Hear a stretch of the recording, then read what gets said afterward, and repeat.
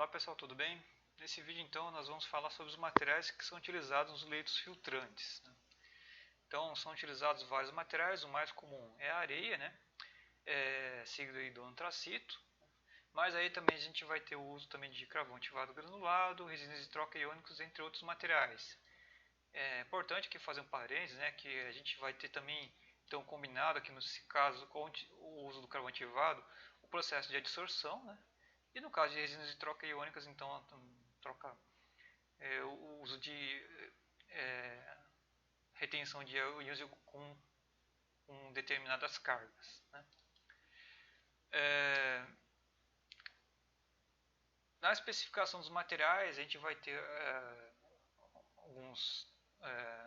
umas características, né, desejáveis. A primeira delas é a espessura da camada, já que isso está relacionado com a eficiência da filtração granular, né? Isso daí ela é determinada por meio de ensaios e filtros pilotos, né? E aí então são especificadas então as profundidades, as espessuras então de camadas suficientes para fazer a clarificação então da água. Além disso, a gente tem as características de granulometria, né, do material granular utilizado. Então, tamanho dos grãos, máximo, mínimo, o tamanho efetivo, que é esse D10 aqui, que corresponde aos 10% aí que é diâmetro efetivo dos 10% que passam, né? E aí também, lógico, né, o coeficiente de desuniformidade, que vai estar relacionado com a uniformidade do material. E aqui para a gente procura utilizar materiais muito uniformes para compor então esses leitos filtrantes. Por quê? Porque os materiais muito uniformes, consequentemente, eles vão estar relacionados também com maior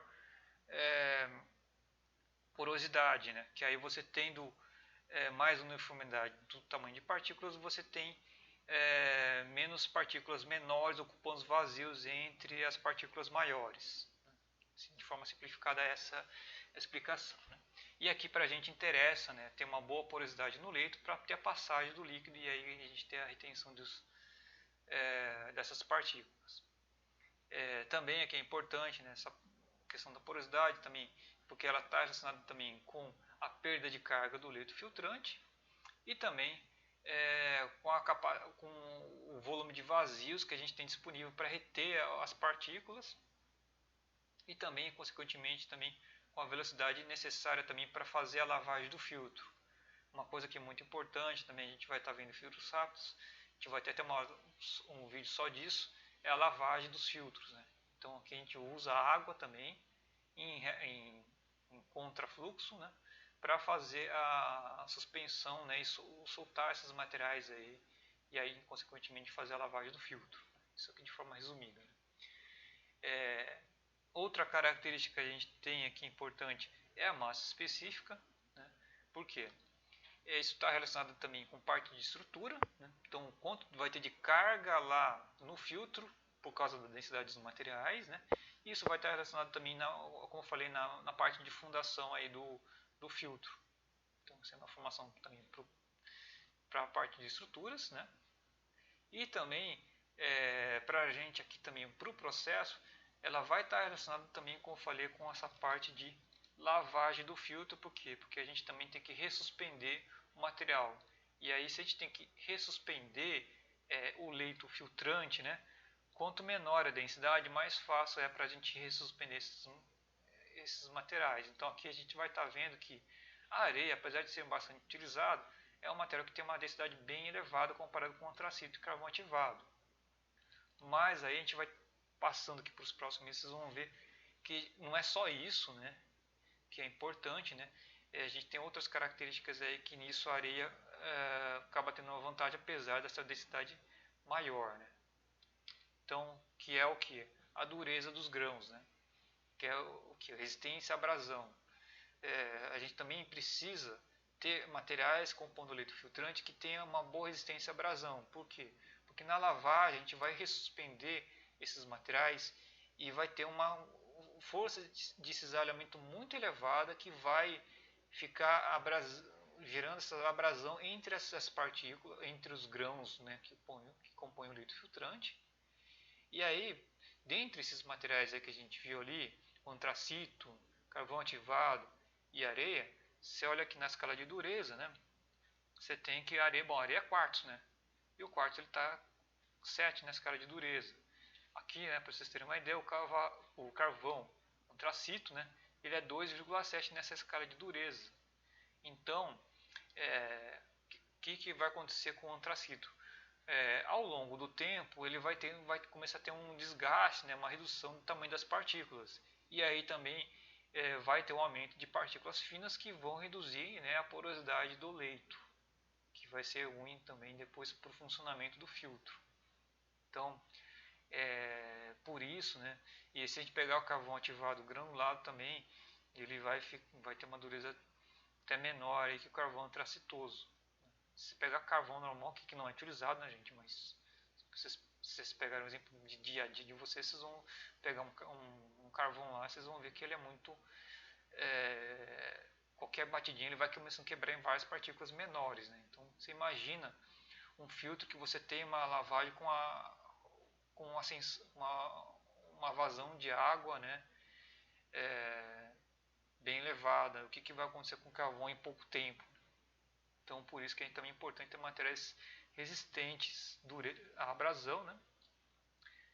Além disso tudo, vão ser materiais que vão estar sujeitos a variações de pH, né? Então consequentemente, né, tem a norma fala aqui do ensaio, né, você tem que verificar a solubilidade do material, a solução de 1% de HCl e de NaOH. Então, para quê? Para variações de pH, para cima ou para baixo. E aí uma outra característica que a gente analisa, né, que vai determinar no funcionamento do filtro, é a forma e geometria dos grãos, né? Isso vai ter efeitos, né, na lavagem, né? Então, formas mais arredondadas, como vocês estão vendo aqui, eles vão ter mais vão ter maior eficiência durante a lavagem, né? E perda de carga menor aí por conta do formato, né, mais arredondado. O mais irregular, ele vai ter um desempenho melhor da filtração em agregar, né, as partículas, né? Enfim, e aí com isso a gente, só que para isso, né, a avaliação assim, a gente faz aí ou por comparação visual ou por determinação de perda de carga, né, do meio ali, no estado fixo e no estado fluidificado, né, que é o estado que fica na areia quando você vai fazer a lavagem, né? Então a areia vai estar tendo o comportamento de um fluido, né? Então isso aqui ele vai ter influência nesses parâmetros aí.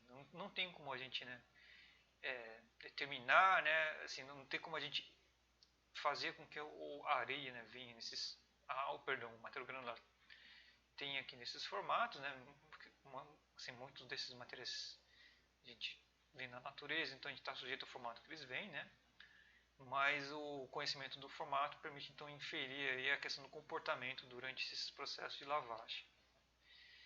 Então, em resumo aí, né, gente, é isso, né, a gente tem como características importantes para analisar então a espessura, as características de granulometria, então tamanho grãos, tamanho efetivo, coeficiente de desuniformidade, a forma e geometria dos grãos para ver o funcionamento da lavagem, a porosidade, né, a massa específica, que vai estar relacionada também com o gasto de bombeamento, de vazão de água para fazer a lavagem do leito, né, a dureza dos grãos, que aí vai ser o quanto que ele vai ter resistência à abrasão e aí com que frequência a gente vai ter que fazer a substituição do material do leito filtrante, e aí a solubilidade em ácido e base para verificar então que o material tem resistência para variações de pH, que também está sujeito no tratamento, certo? Então é isso e a gente se vê então no próximo vídeo, gente.